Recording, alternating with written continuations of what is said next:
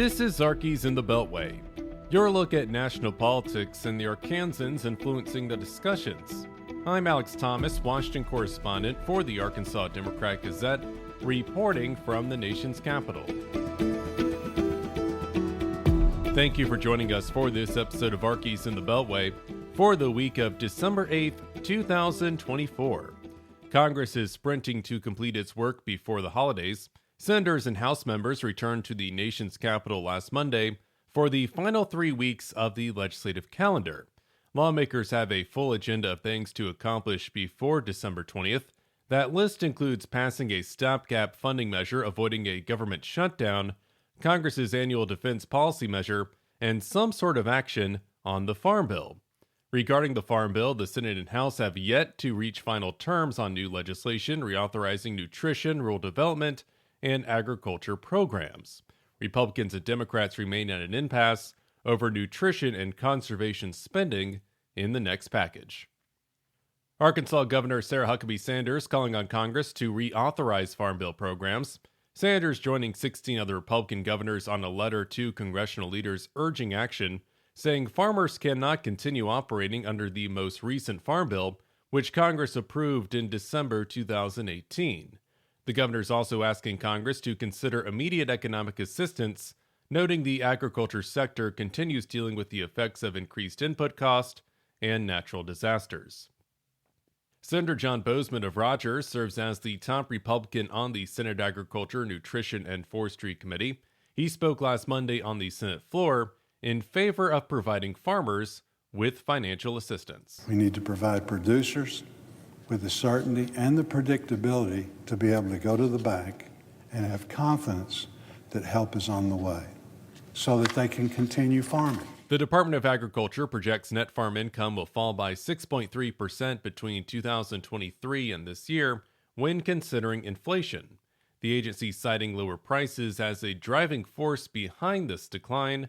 Boozman again from the Senate floor. In the last few months, there's been a significant shift in the spirit of our farmers.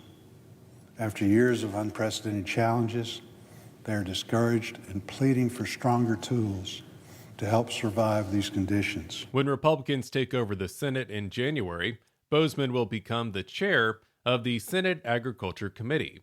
A bipartisan House coalition introduced legislation in October calling on the Department of Agriculture to provide emergency assistance payments to farmers. Representative Rick Crawford of Jonesboro is part of that group. Representative Crawford releasing an interim report on health problems among U.S. diplomats and their families. The House Intelligence Committee report states it is increasingly likely a foreign adversary is responsible for these anomalous health incidents, countering a March 2023 assessment from the intelligence community.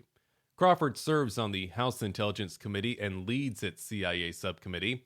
Hundreds of American officials have reported symptoms such as vertigo, head and ear pressure, and cognitive difficulties after hearing loud, unexplained sounds. This condition has become known as Havana syndrome, referencing the location of the first reports made in 2016. Crawford and the committee also say the intelligence community has not properly handled its assessment of these incidents, arguing agencies attempted to shape the assessment by rushing to a consensus and impeding investigative efforts. Another Arkansan set to become an ambassador in the incoming administration. President-elect Donald Trump has named Warren Stevens as his choice to represent the United States in the United Kingdom. Stevens serves as the president and CEO of the Stevens investment firm based in Little Rock. He also has been a supporter of conservative political causes. During the most recent presidential election cycle, Stevens donated $2 million to a super PAC supporting Trump and like-minded candidates. Stevens saying in a statement last Monday, "Service to country has been a guiding principle throughout my life, and I am humbled and thankful for this opportunity." Stevens joins former Arkansas Governor Mike Huckabee on the list of Trump ambassador nominees. Trump in November named Huckabee as the next ambassador to Israel. And that'll do it for this edition of Arkies in the Beltway for the week of December 8th, 2024. You can stay up to date with all news involving Arkansas at arkansasonline.com. You can get in touch with me on social media. My handle across most platforms is @AlexHouseThomas, and you can also find me on Blue Sky. Special thanks, as always, to the team down in Little Rock. I'm Alex Thomas, and this has been Arkies in the Beltway. Thanks for listening.